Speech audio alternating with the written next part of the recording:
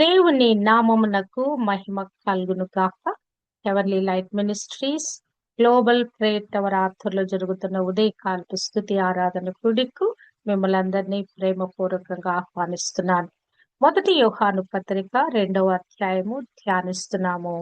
యోహాను భక్తుడు మరి సంఘంలో ఉన్న వివిధ రకాలైన విశ్వాసములు కొనసాగుతున్న వారికి తన పత్రికను రాస్తున్నట్లుగా మనము ధ్యానిస్తున్నాము. మొట్టమొదటిగా చిన్న పిల్లలైన వారి గురించి రాసినట్లుగా, తర్వాత యవనస్తులైన వారి గురించి రాసినట్లుగా, తర్వాత తండ్రులు మరి పెద్ద పెద్ద వయసులో లేకుంటే పెద్దల స్థానంలో ఉన్న వారికి రాసినట్లుగా మనము ధ్యానించాము నిన్నటి దినము. అదే మాటను 2 వచనాల్లో రాయబడిన ఆ మాటను మరలా ఒక వచనములో పొందుపరుస్తూ మరలా ఈ విధంగా భక్తుడు సెలవిస్తున్నాడు. మొదటి యోహాను పత్రిక 2వ అధ్యాయము 14వ వచనము. చిన్న పిల్లలారా, మీరు తండ్రిని ఎరిగి ఉన్నారు గనుక మీకు రాయుచున్నాను. తండ్రులారా, మీరు ఆది నుండి ఉన్నవానిని ఎరిగి ఉన్నారు గనుక మీకు రాయుచున్నాను. యవనస్తులారా, మీరు బలవంతులు, దేవుని వాక్యము మీ యందు నిలుచుచున్నది గనుక మీరు దుష్టుని జయించి ఉన్నారు గనుక మీకు రాయిచున్నాను. ఇక్కడ నిన్న చెప్పిన దానిలో మరలా కొంచెం తేడా, కొన్ని మాటలు ప్రోత్సాహకరమైన మాటలు మాట్లాడుతూ ఈ వచనాన్ని రాస్తున్నాడు. నిన్నటి మాటకి ఈ ఆ యొక్క 11, 12లో ఉన్న మాటకి లేకుంటే ఆ ఆ ప- ఆ ఈ యొక్క వచనంలోనికి తేడా ఏంటంటే, నిన్నటి దినము చిన్న పిల్లలారా అని సంబోధిస్తూ మీరు మీ పాపములు క్షమించబడి ఉన్నవి గనక మీకు రాయిచున్నాను అని చెప్పాడు. ఇక్కడ చూస్తే మీరు తండ్రిని ఎరిగి ఉన్నారు గనక మీకు రాయిచున్నాను అంటున్నాడు. ఇక్కడ మరి అంటే వారు క్రీస్తు దగ్గరకు వచ్చి క్రీస్తు ద్వారా తండ్రిని ఎరిగి ఉండుట అనే అభ్యాసాన్ని వారు కలిగి ఉండాలని, క్రైస్తవ పునాదిలో నుంచి క్రీస్తు ద్వారా తండ్రిని ఘనపరిచే ఆ కృపను పొందుకోవాలని ఇక్కడ మాట్లాడుతున్నట్లుగా మనము చూడగలము. యేసు అనే ఒక వ్యక్తి, యేసు అనే ఒక నామము తెలిస్తే సరిపోదు.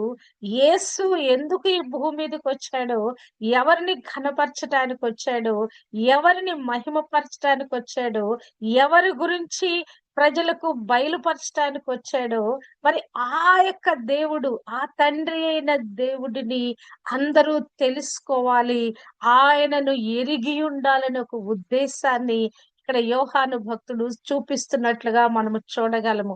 ఈయన చెప్పిన ఈ మాటలన్నిటిలో మీకు రాయిచున్నాను, మీకు రాయిచున్నాను, మీకు రాయిచున్నాను, ఈ డిఫరెంట్ కేటగిరీస్ పీపుల్ కి ఆయన ప్రత్యేకంగా రాస్తున్నాడు, ప్రత్యేకంగా వారితో మాట్లాడుతున్నాడు. ఒక్కొక్క మరి ఆ యొక్క ఆత్మీయ స్థితిలో ఉన్న వారితో ఆయన ప్రత్యేకంగా ఒక్కొక్కరిని సంబోధించి వారితో మాట్లాడుతున్నాడు. వారి కొరకు ఈ పత్రిక రాసి వారిని బలోపేతం చేస్తున్నాడు. అంటే సంఘములో మరి ఆ యొక్క నాయకుని బాధ్యత బలహీనమైన వారిని, మరి కొంచెం బలము కలిగిన వారిని, మించిన బలము కలిగిన వారిని అందరినీ ఒక తాటికి తీసుకొచ్చి అందరినీ సమన్వయపరిచి అందరినీ మరి ఒకే రీతిలో ఆ దేవుని రాజ్య వ్యాప్తిలో, లేకుంటే దేవునిలో సిద్ధపరచబడే ఆ కృపలో వారందరినీ కూడా ఆయన బలోపేతం చేస్తున్నట్లుగా, వారిలో ఉన్న విశ్వాసాన్ని ఇంకా వృద్ధి చేస్తూ వారిని హెచ్చరిక చేస్తున్నాడు. తర్వాత వారిని బలోపేతం చేస్తూ ఈ మాటలు రాస్తున్నట్లుగా మనము చూడగలము. నిన్నటి దినము తండ్రులారా, మీరు ఆది నుండి ఎరిగి ఉన్న వానిని, ఆది నుండి ఉన్న వానిని ఎరిగి ఉన్నారు గనక మీకు రాయిచున్నాను. ఆది యందు ఎవరున్నారండి? దేవాది దేవుడు ఉన్నారు. ఈ సృష్టి యావత్తులో ఆది నుంచి ఇంకేమీ లేదు. మరి ఆది యందు దేవుడు భూమి ఆకాశములు సృజించెను. ఆయన ఎప్పటి నుంచో అనాది కాలములో నుండి ఆయన ఈ సృష్టి కార్యమంతా జరిగించుకుంటూ వచ్చాడు. ఆయన ఎప్పటి నుంచి ఉన్నాడో ఎవరికి తెలీదు, ఎప్పటి వరకు ఉంటాడో కూడా ఎవరికి తెలీదు. ఆది అంతము లేని ఆ దేవుడు ఆది అంతమైన ఆ దేవుడిని మీరు ఎరిగి ఉన్నారు. అంటే సృష్టికర్త అనే ఒక ఆయన ఉన్నాడు.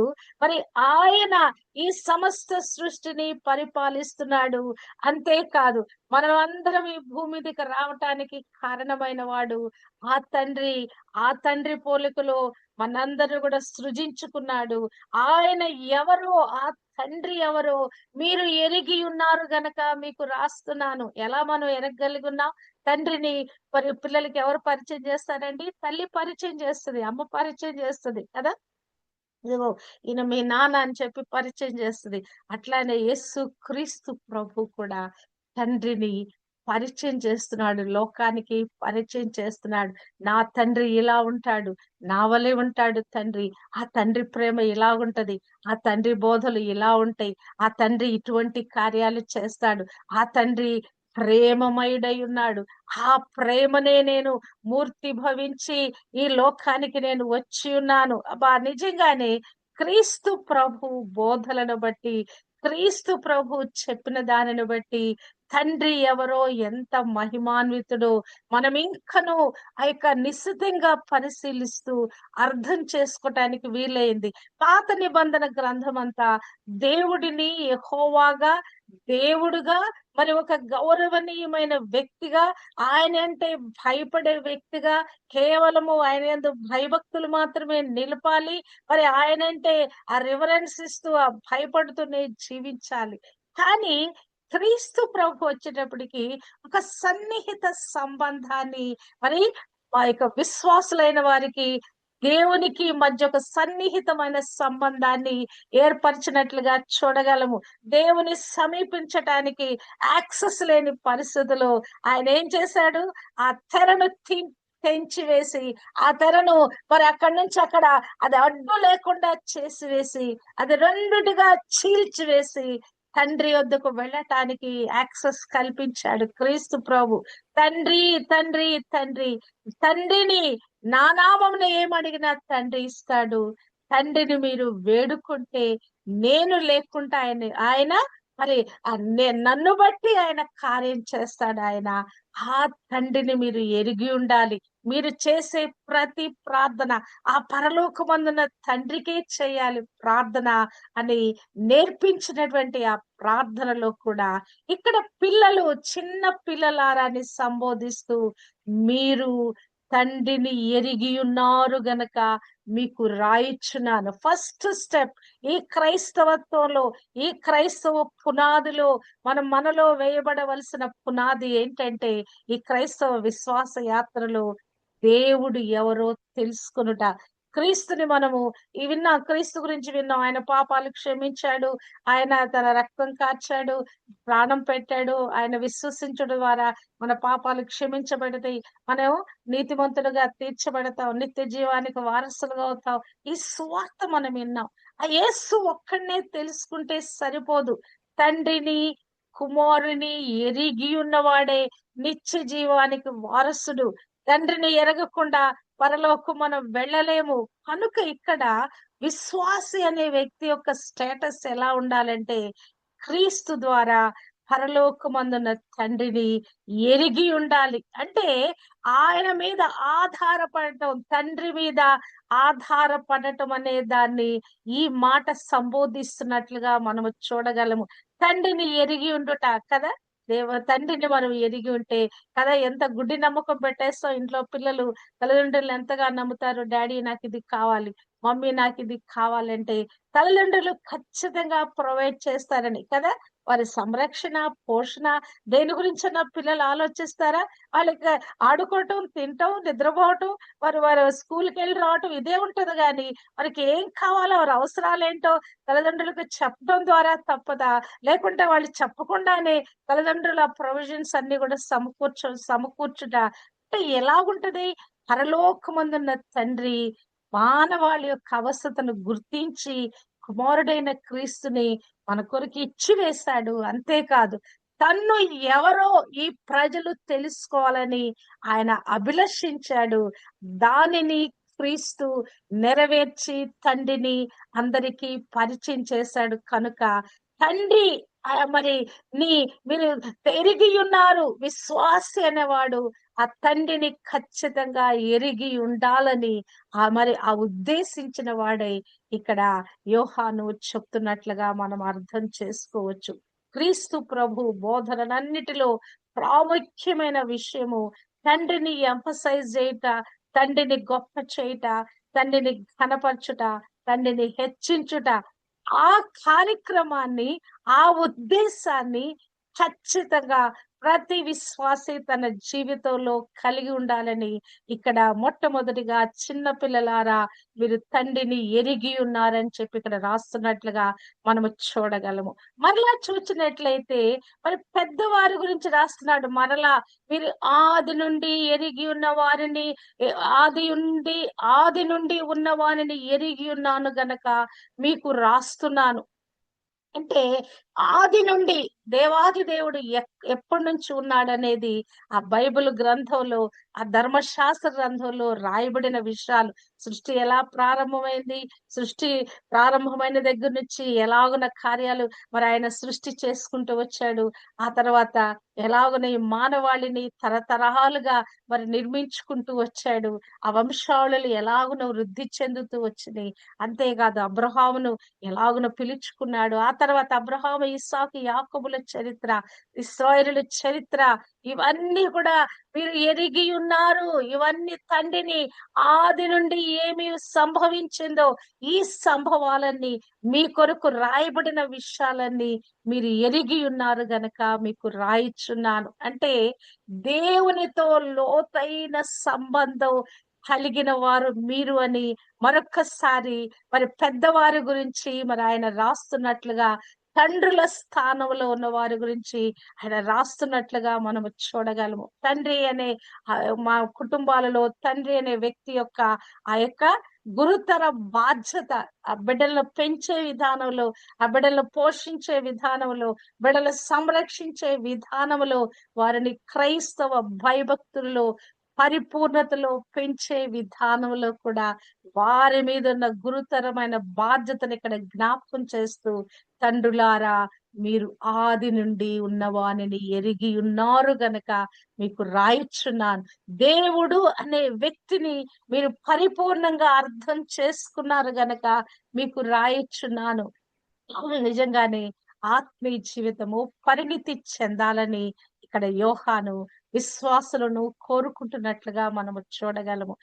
ఇదిగా ఈ యొక్క యవనస్తుల విషయంలో చూస్తే మరి 12, 13లో రాయబడిన మాటలకి, 14లో రాయబడిన మాటకి మరొక మాట యాడ్ చేస్తున్నట్లుగా చూడగలము. యవనస్తులారా మీరు దుష్టుని జయించి ఉన్నారు గనక మీకు రాయిచున్నాను. ఇక్కడ ఏం రాస్తున్నాడంటే, యవనస్తులారా మీరు బలవంతులు, దేవుని వాక్యము మీ యందు నిలుచుచున్నది, మీరు దుష్టుని జయించి ఉన్నారు గనక మీకు రాయిచున్నాను. ఇక్కడ మరొక 2 మాటలు ఇక్కడ యాడ్ చేస్తున్నాడు. యవనస్తులైన వారు దుష్టుని జయించి ఉన్నారు. ఎలా జయించగలిగి ఉన్నారు? ఒకటి, వారు బలవంతులుగా ఉన్నారు. రెండవదిగా దేవుని వాక్యమందు వారు నిలిచి ఉన్నారు గనక ఆ దుష్టిని జయించే, ఆ పోరాడి గెలవగలిగిన, ఆ పోరాట పటిమ కలిగిన వారే ఆ జయించిన విజయ వీరుల్లో ఉన్నారని ఇక్కడ మరి భక్తుడు చెప్తున్నట్లుగా మనము చూడగలము. అంటే క్రీస్తు ప్రభువులో బలవంతులుగా మనము చేయబడాలి. క్రీస్తులో మనం బలహీనులు ఉండటానికి వీలు లేదు. పాపాన్ని జయించుటలో, పాపం మీద పోరాడటలో, మరి యొక్క విశ్వాస యాత్రలో కొనసాగటలో మనం ఎలాగుండాలండి? ఆయన యందు మనము బలవంతులై ఉండాలి. అంతేకాదు ఆయన యందు మనము నిలిచి ఉండాలి. హల్లెలూయా కదా! 15వ అధ్యాయము యోహాను సువార్తలో చక్కగా రాయబడి ఉంటది కదా! మీరు నా యందును, నా మాటలు మీ యందును నిలిచి ఉండిన ఎడల మీరు ఏం చేయబడతారు? మీరు బహుగా ఫలిస్తారు. మీరు ఫలించాలంటే నాలోనే ఉండాలి కదా! మీరు నాలోనే ఉంటే తప్ప మీరు ఫలించరు. నాకు వేరుగా ఉండి మీరు ఫలించరు. క్రీస్తు ప్రభు చేసిన బోధ ఆయనలో నిలిచుండట, ఆయనలో మనం ఆయనలో నిలిచుండట, ఆయన మనలో నిలిచి ఉండుట అంటే ఆ వాక్యము మనలో పెనట్రేట్ అవుట, నిరంతరము వాక్యము చేత మనము నింపబట్ట, ఈ వాక్యమే మూలాధారముగా, ఈ వాక్యమే మన అనుదిన ఆత్మకు ఆ జీవ ఆహారముగా మనము ఈ వాక్యముతో నింపబడాలని, ఆ వాక్యము చేత బద్దులము కావాలని, ఆ వాక్యములో మనము నడవాలనే ఉద్దేశం కలిగి ఉన్నట్లుగా మనం అర్థం చేసుకోవచ్చు. మీరు బహుగా ఫలించుట వలన తండ్రికి మహిమ కలుగును. మీరు ఫలించాలంటే కారణం నాలో నిలిచి ఉండుట. నాలో ఉంటే తప్ప, తీగ నాలో ఉంటే తప్ప అది సారాన్ని కలిగి ఫలాలు ఇవ్వలేదు. నాలో నుంచి పక్కకు వెళ్ళిపోతే ఎండిపోద్ది. దాన్ని తీసి కాల్చివేస్తారు. అక్కడ చేసిన ఆ ప్రబోధన ఇక్కడ మరలా యోహాను ఇక్కడ జ్ఞాపకం చేసుకొని మాట్లాడుతున్నాడు. దేవుని వాక్యమందు మరి మీరు బలవంతులు, దేవుని వాక్యము మీ యందు నిలుచుచున్నది గనక మీరు బలవంతులు. మీకు ఆ శక్తి, ఆ బలము, ఆ పోరాట పటము ఎక్కడి నుంచి వస్తుందంటే వాక్యమే. ఈ వాక్యం ఏమన్నది? రెండంచుల వాడిగల ఖడ్గం అనేది. ఈ వాక్యము చేత పట్టుకొని దుష్టుడైన సాతాను మీద, వాడి మీద జులిపించడానికి, వాడిని గుచ్చివేయటానికి, వాడి కార్యాలన్నీ లైవ్ చేయటానికి కదా. మనం చేసే ప్రార్థనలో మన సొంత మాటల కంటే కూడా దేవుని వాక్యాలు ఎత్తిపట్టి మనం ప్రార్థన చేస్తా ఉంటే అది ఎంత పవర్ఫుల్ ప్రేయర్ అండి. ప్రభువా, ఎట్లా విధంగా నువ్వు రాసి ఉన్నావు, ఈ వాక్యము నెరవేర్చబడును గాక కదా. ప్రభు ఏం చేశాడు? దుష్టుని ఎలా జయించాడు ఆయన? వాక్యం ఇదిగో పరిశుద్ధ గ్రంథంలో మరి యొక్క ధర్మశాస్త్ర గ్రంథంలో ఇలాగ రాయబడి ఉన్నది కదా. మనుషుడు రొట్టె వల్ల కాదు, మరి దేవుని నోటి నుంచి వచ్చే ప్రతి మాట వలన జీవిస్తాడు కదా. ఇది కదా వాక్యము రాయించబడింది. అవునా కదా? నీ ప్రభు అయిన దేవుని శోధించవలద్దు అని కదా రాయబడి ఉన్నది. ఇది కదా రాయబడినది. ఆ యొక్క సాతాను శోధనను ప్రభు జయించాడంటే దేని బట్టి జయించాడండి?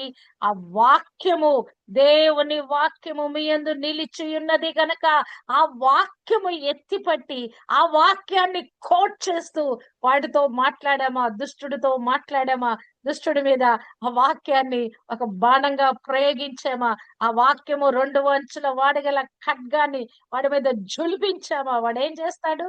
పారిపోతాడు. దేవునికి లోబడి ఉండుడి, అపవాదిని ఎదిరించుడి, వాడు మీ యొద్ద నుండి పారిపోను. ఎలాగన మనం బలవంతులు ఉండగలం, ఎలాగన మన దుష్టుని జయించగలం అంటే ఇదొక్కటే సూత్రం అండి. వాక్యం చేత నింపబడుతూ ఉండాలి. వాక్యాన్ని మన యొక్క హృదయం అనే ధననిధిలో వేసుకుంటూనే ఉండాలి. మనం చదువుతున్నప్పుడు ఇంత బైబిల్ గ్రంథం కదా, ఇదెంత వాస్ట్ అండి, ఎంత నాలెడ్జ్ తో కూడిన మనకి ఇవన్నీ మన బుర్రలో మస్తిష్కంలో వెళతాయా అంటే మరి బుర్రలో ఉండవు, కానీ మన హృదయం అనే ధరణిధిలోకి వెళ్ళిపోతాయండి. అవి నిక్షిప్తం అయిపోతాయండి. మనం చదివే కొద్దీ ఆ సమయానికి మనం మర్చిపోయి అనుకుంటాం, కానీ అవన్నీ కూడా మన హృదయంలో పదిలం చేయబడతాయి. ఎప్పుడో మనకు అవసరమైనప్పుడు, మన దుఃఖంలో, మన కన్నీటిలో ఉన్నప్పుడు ఆ ఓదార్పుతో కూడిన మాట మన హృదయంలోంచి పెళ్ళుబుకుద్ది కదా. మన మన ఆత్మీయ జీవితంలో తప్పిపోతున్నప్పుడు దేవుని వాక్యము హెచ్చరికగా వచ్చి మన ఎదుట నిలుస్తుంది. మన కన్నీటి లోయల్లో మన కన్నీరు తుడుస్తుంది. అంతేకాదు, మనం తప్పిపోతున్న స్థితిలో కూడా మనను మరి హెచ్చరిక చేస్తుంది. ఆదరణ అవసరమైనప్పుడు ఆదరణ పరుస్తుంది. ఆ లోపల నుంచి ప్రభు యొక్క మృదు మధురమైన స్వరము మనకు వినపడతా ఉంటది. లేకుంటే చెవులలో ప్రతిధ్వనిస్తుంది. ఈ చదివిన వాక్యము, విన్న వాక్యము మన లోపలకు పెనట్రేట్ అయి నిబిడీకృతమై దాగున్నదండి. అది ఆయా సందర్భాలకి బయటకు వస్తుంది. దేని చేత మనం బలవంతులు కావాలి? ఆయన యొక్క వాక్యము చేత. తుదకు ప్రభు యొక్క మహాశక్తిని బట్టి మీరు బలవంతులై ఉండుడి. హల్లెలూయా. ఆయన శక్తితో మనం నింపబడాలి. ఎలాగున ఆయన ఆయన యొక్క వాక్యములో మనం వేరు పారినప్పుడు మనం బలవంతులుగా చేయబడతాం కదా. యవనస్తులారా, మీరు బలవంతులు. దేవుని వాక్యము మీ యందు నిలిచి ఉన్నది. హల్లెలూయా. ఈ స్టేటస్ లో ఉండాలండి. తండ్రులుగా అయ్యామా, చిన్నపిల్లల స్థానంలో మొదలు పెట్టామా ఆత్మీయతను, చిన్నగా ప్రారంభించామా? కానీ ఎప్పుడు ఏ స్టేటస్ లో మనం రిమైన్ కావాలంటే ఈ బలవంతులు యవనస్తుల స్టేటస్ లో మనము రిమైన్ అయి ఉండాలండి. ఎప్పుడు కూడా ఆయనలో బలవంతులు, ప్రభు యొక్క మహాశక్తిని బట్టి ఆయన యందు బలవంతులై ఉండేది. ఈ బలం ఎక్కడి నుంచి వస్తుందండి? ఆయన యొక్క సర్వాంగ కవచాన్ని ధరించుకున్నప్పుడు ఈ బలముతో దుష్టుడైన సాతాను యొక్క తలను మనము మరి నరికి వేయగలము. వాడి కుట్రలన్నిటినీ విఫలము చేయగలము. వాటి స్ట్రాటజీ అంతా మనం విరగొట్టగలము. హల్లెలూయా కదా! లోకమంతా కూడా ఎవని చేతిలో ఉంది? దుష్టుని చేతిలో ఉంది. క్రీస్తు ప్రభువునే, సృష్టికర్తనే తీసుకుని వెళ్ళి, ఇదిగో నువ్వు నాకు మొక్కు, ఇది ఈ లోక మహిమంతా నీకు ఇచ్చేస్తానని మాట్లాడుతున్నాడు వాడు. ప్రభువుని అటు విధంగా శోధించగలిగిన వాడు నిన్ను నన్ను శోధించడా? ఖచ్చితంగా శోధిస్తాడు, ప్రలోభ పెడతాడు, పక్కదారి పట్టించడానికి చూస్తాడు, ఇంకా రకరకాల లోకంలోని ఆకర్షణలు వలలు మన మీద వేస్తాడు. మన చిక్కించుకొని వాడు గంతులు వేయాలని చూస్తాడు. కానీ మనకు దేవుని వాక్యము కదా మన కళ్ళ ఎదుట కనిపిస్తుంది. ఎక్కడ మనం తప్పిపోతున్నా కూడా పిన్ పాయింట్ లో నుంచి కూడా వాడికి అవకాశం లేకుండా వాడు మన జీవితాల్లో మనం ఏమాత్రం కూడా వాడికి మనం చోటు ఇవ్వకుండా బలవంతులుగా నింపబడిన వారిగా, వాక్యంతో నింపబడిన వారిగా కదా వాడికి ఏ కొంచెం అవకాశం వచ్చినా కూడా వాడు దూరిపోతాడు, మొత్తం వశపరుచుకుంటాడు. వాడికి అవకాశమే ఇవ్వకుండా ఆయన యందు మనం బలవంతులుగా ఉండాలని ఇక్కడ యోహాను మనల్ని హెచ్చరిక చేస్తున్నట్లుగా చూడగలము. యవనస్తులారా, మీరు బలవంతులు, దేవుని వాక్యము మీ యందు నిలిచి ఉన్నది. హల్లెలూయా! నిజంగా ఇదండి మనం ఎల్లప్పుడు కూడా ఈ వాక్యాన్ని నింపుకుంటూ ఉండాలి. ఈ ఆహారం తింటూ ఉండాలి. బలం పొందుతూ ఉండాలి కదా! పిల్లలకి బలం రావాలంటే ఏం చేస్తాం? రకరకాల ప్రోటీన్ ఫుడ్, రకరకాల మరి వారు ఏమి తినగలరు, ఎట్లా వీరికి బలం వస్తుందని ఎంతో ప్రయాసపడి తల్లులైన వారు బిడ్డలు పెంచే విధానంలో వారి గురించి ఎంతో శ్రద్ధ తీసుకొని వారికి ఏం పెడితే వాడికి బలం వస్తుంది, ఎలా చేస్తే వీడు చక్కగా ఆరోగ్యంగా ఉంటాడు, వీడు ఎలా ఫిజికల్ ఫిట్నెస్ ఉంటాడని మనం ఎంతో ప్రయాసపడతాం బిడ్డలు పెంచేటప్పుడు కదా. మరి అట్టి విధంగా సరైన ఆహారము కదా, జీవానికి, ఆత్మకి బలమిచ్చే ఆహారము ఈ జీవ వాక్యము కదా. నేనే జీవాహారమై ఉన్నాను, నన్ను తినువాడు కదా ఏమవుతాడు? అవుతాడు. నా వలే దుష్టుని ఎదిరించేవాడవుతాడు. నన్ను తినండి, నా యొక్క శరీరాన్ని మీరు తినండి, మీలో మీరు ఆరోగ్యవంతులవుతారు, మీలో మీరు బలవంతులవుతారని క్రీస్తు ప్రభు తన ప్రబోధనలో తెలియచేశాడు. ఈ జీవవాక్యాన్ని మనం నమిలి మింగాలండి. ఎంతగా మనము తినగలిగితే అంతగా మనము తినగలగాలి. అంతగా దాన్ని మనము ధ్యానించగలగాలి. తినటం ఒక్కటే సరిపోదు, దాన్ని మనము ధ్యానించగలగాలి. తీరిక వేళల్లో కదా, ఎక్కడో మన ప్రయాణాల్లో ఉన్నాం కదా, ఆ సమయాల్లో మనము ఈ వాక్యాలు మనం జ్ఞాపకం చేసుకుంటూ మరలా మరలా మననం చేసుకుంటూ అందులో ఆ భావము, అర్థము, మరి ఏమైంది, ఆ గూఢార్థం ఏమనేది, ఈ వాక్యము ఎందుకు రాయబడినది, ఈ సందర్భం ఏంటి, ఇదేంటని మనము దాని గురించి తలపోస్తూ ఉండాలి. అంటే ఆయన యొక్క మరి మహాశక్తిని బట్టి ఆయన యందు మనం బలవంతులమై ఉండాలి. ఆ శక్తి ఎక్కడి నుంచి వస్తుందండి? జీవవాక్యంతో నింపబడే కొలది, స్తుతి ఆరాధన చేసే కొలది మన లోపల ఆ శక్తి, ఆ మహాశక్తి, దేవుని యొక్క మహాశక్తి మన మీదకి దిగి వస్తుంది. ఆది అపోస్తులు పొందుకున్న అభిషేకము, ఆ శక్తి మన మీదకి దిగి వస్తుంది కదా. మనం ఎంత బలవంతులం చేయబడతామంటే కొండల సహితము పెకిలించగలిగిన ఆ విశ్వాస పరిమాణంలోకి వెళతాం. మన ఎదుట ఒక గొల్యాతు లాంటి దుష్టుడు వచ్చినా కూడా వాడిని పడగొట్టగలిగిన, వాడి తల తెగ నరకగలిగిన ఆ శక్తిమంతులుగా చేయబడతాం. కొండల సహితం నురుపడి మరి వాటినన్నిటి కూడా పొడి పొడిగా కొట్టగలిగిన ఆత్మశక్తి సామర్థ్యంతో మనం నింపబడతాం కదా. ప్రభు చెప్తాడు, ఇక ఆవగింజంత విశ్వాసం ఉంటే చాలు, ఈ కొండను వెళ్ళి సముద్రంలో పడమంటే పడిపోద్ది అంతే కదా. ఎలా జరిగింది అది? With the power, with the anointing of the word of God, with the Holy Spirit power. ఈ రెండు కలిసి మన ఏం చేస్తాయంటే ఇవి మన నోటిలో నుంచి ఒక ప్రభావంగా, ఒక శక్తిగా వచ్చి అది కొండైనా కూడా అది తొలగిపో అంటే తొలగిపోయేటువంటి ఆ మహాబలము, శక్తి మన లోపల నుంచి తెలుపుకుద్దండి. హల్లెలూయా. మన ప్రార్థన చేస్తూ గద్దిస్తా ఉంటే దుష్టుడైన సాతాడు వణుక్కుంటా పారిపోతాడు. వాడు ఆ దయ్యపు శక్తులన్నీ పారిపోతా ఉంటాయి, కాలిపోతా ఉంటాయి. అవి మనకి ఆత్మీయ కనులు తెరవబడితే అవన్నీ మనకు స్పష్టంగా కనిపిస్తాయండి. మనం చేసే ప్రార్థనలో యేసు నామములో ఈ యొక్క దురాత్మ వెళ్ళిపోను గాక, ఈ అనారోగ్య చిహ్నాలన్నీ పటాపంచలైపోను గాక అంటే లిటరల్ గా అవి కాలిపోతా ఉంటాయండి. లిటరల్ గా అవన్నీ కూడా నిర్మూలం అవుతా ఉంటాయి. ఒక ప్రేయర్ పవర్ అని ఒక చర్చ్ ఉంది. రామ్‌నగర్ లో ఉంటది. అక్కడ మరి నేను ఒక సందర్భంలో అక్కడ నేను 40 డేస్ ఉపవాసం చేశాను అక్కడ నేను. ఉపవాస దినాలు పాటించాను. పాటించినప్పుడు అక్కడ ఆ తల్లి అమ్మ సంఘానికి సంఘ నాయకుడి యొక్క తల్లి చెప్పిన మాట.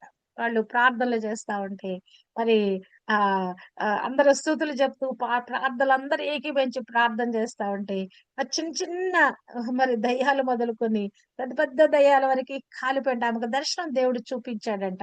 అంటే వాళ్ళు ప్రార్థన చేస్తుంటుండగా ఇది కాలిపోను గాక, ఇది లయమైపోను గాక, ఇది ఇలా ఉన్న నిర్మూలమైపోను గాక అని ప్రార్థన చేస్తా ఉంటే చిన్న చిన్న దయ్యాలు అంటే చిన్న పిల్లలు మొదలుకొని అంత వయస్సు కలిగిన ఆ దురాత్మలు మొదలుకొని బలమైన దుష్ట శక్తుల వరకు కూడా ప్రార్థన చేసి ఒక్కొక్కటి మనం తారాజువలు కాలుస్తాం కదా, మనం ఇక దీపావళి అప్పుడు కాలుస్తారు కదా, అవన్నీ కూడా కాలిపోయి తుస్సుమని పడిపోతాయి కదా.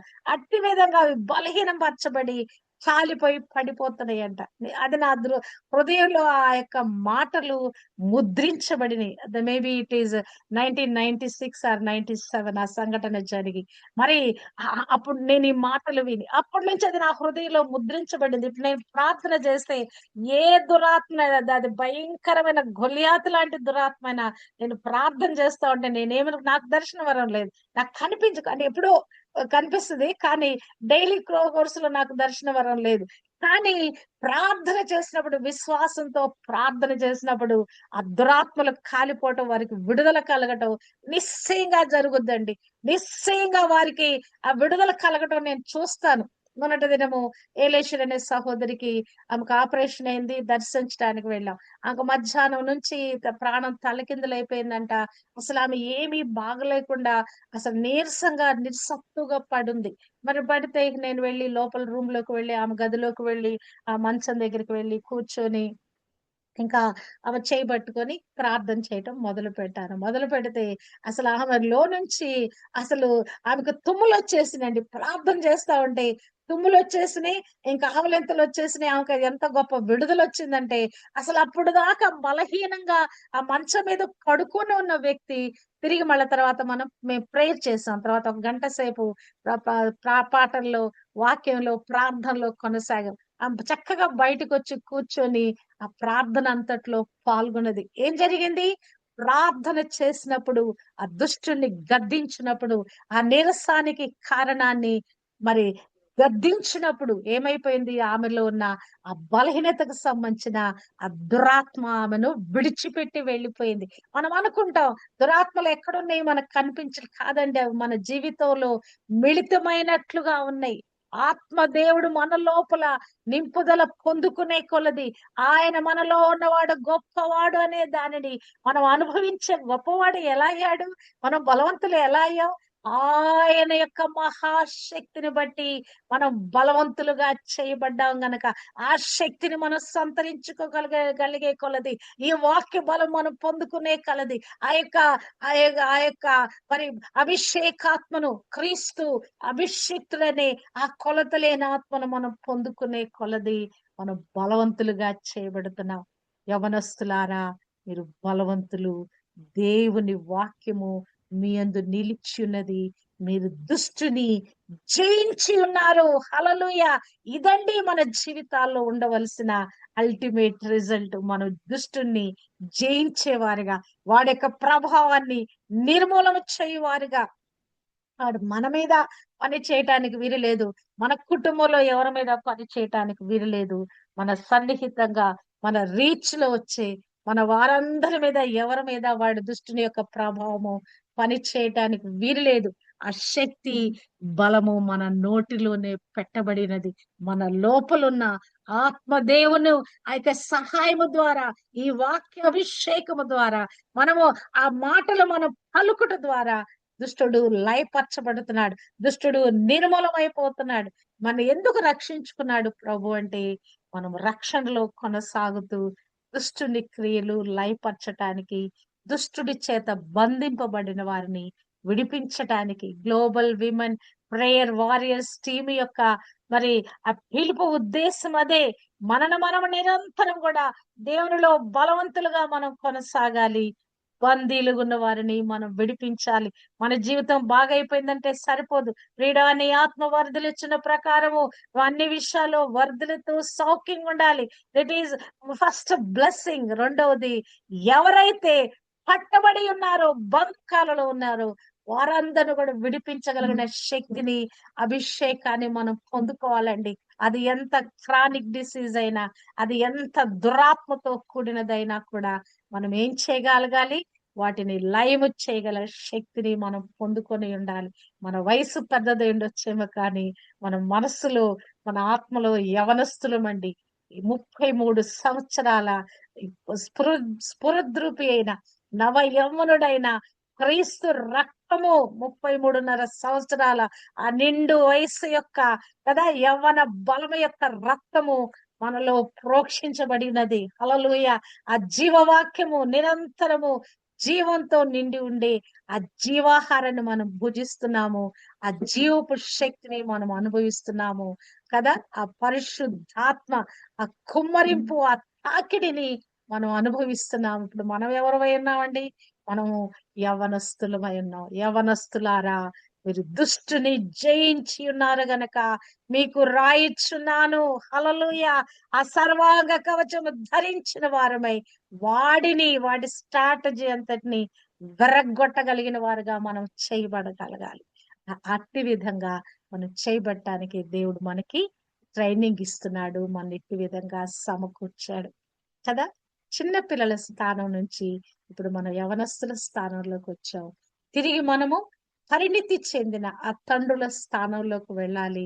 అనేక మందిని తండ్రి వలె ఆదరించి, పోషించి, సంరక్షించి అనేకమైన ఆత్మీయ జీవితాలు మనం కట్టి దేవుని రాజ్యములో వారిని స్థిరపరిచి దేవుని కొరకైన బిడలుగా పెంచటానికి దేవుడు మనందరికీ తన కృప మనం దయచేయును కాక. తండ్రిని ఎరిగి ఉందాం, మరి ఆది నుండి ఉన్న వారిని ఎరిగి ఉందాం. అంతేకాదు బలవంతులుగా చేయబడి దేవుని రాజ్య వ్యాప్తిలో బలమైన సాధనాలుగా వాడబడదాం. ఈ కృప దేవుడు మనందరికీ అనుగ్రహింపచేయును కాక. ఆమేన్.